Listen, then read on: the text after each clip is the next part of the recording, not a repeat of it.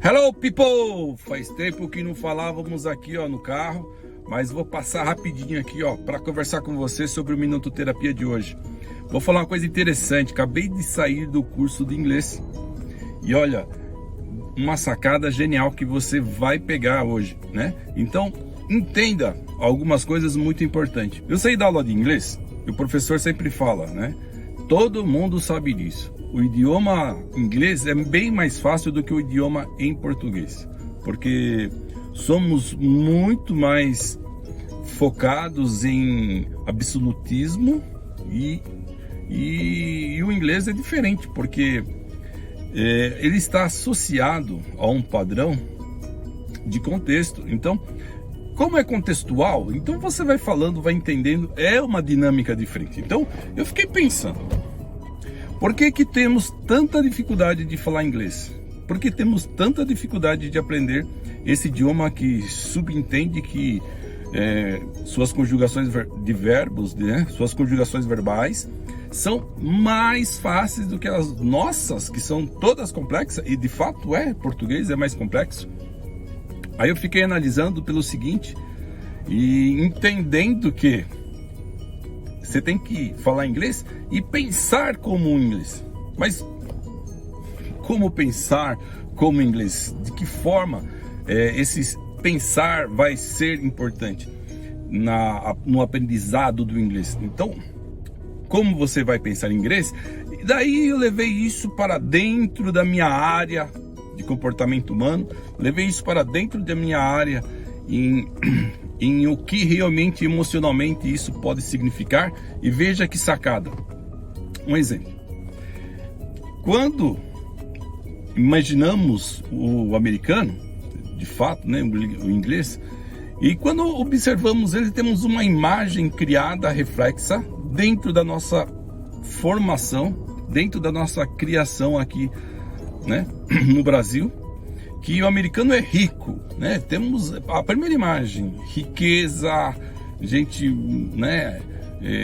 Gente muito popular, são atores, Hollywood, então os lugares maravilhosos.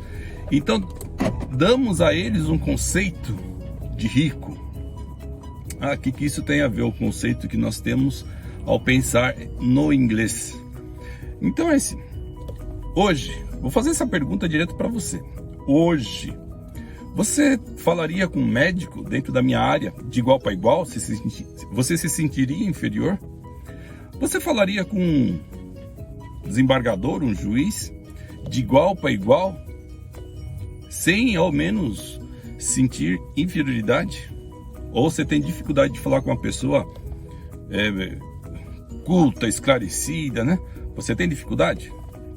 Se você tem dificuldade, só significa o seguinte: você vai demorar a falar. Sabe por quê? Porque você não está pensando que nem o inglês. O inglês pensa como pessoas abastadas. Então, para ele é diferente, porque a forma dele pensar é muito mais resolvida. A forma de nós pensarmos aqui é sempre uma inferioridade. Então, quando você tem dificuldade com outro idioma, lembre-se o que o outro idioma inconscientemente projeta dentro de você. Agora, um exemplo do inglês, se você pensa como uma pessoa inglesa, um rico, você é rico? Não, você deve ser pobre, que nem eu. Aí o que acontece? Você fala assim: eu não vou conseguir falar inglês. Você pega o francês, você fala: monsieur, você vai falar em francês, vai parecer que você é um falso. Vai parecer que você... Tem pessoas que quando você fala inglês com ela acha que você é metido, que você é snob. Porque o inglês, né? É uma linguagem... Você levou, né, um idioma mais fácil do que o seu para mais valorizado do que o seu.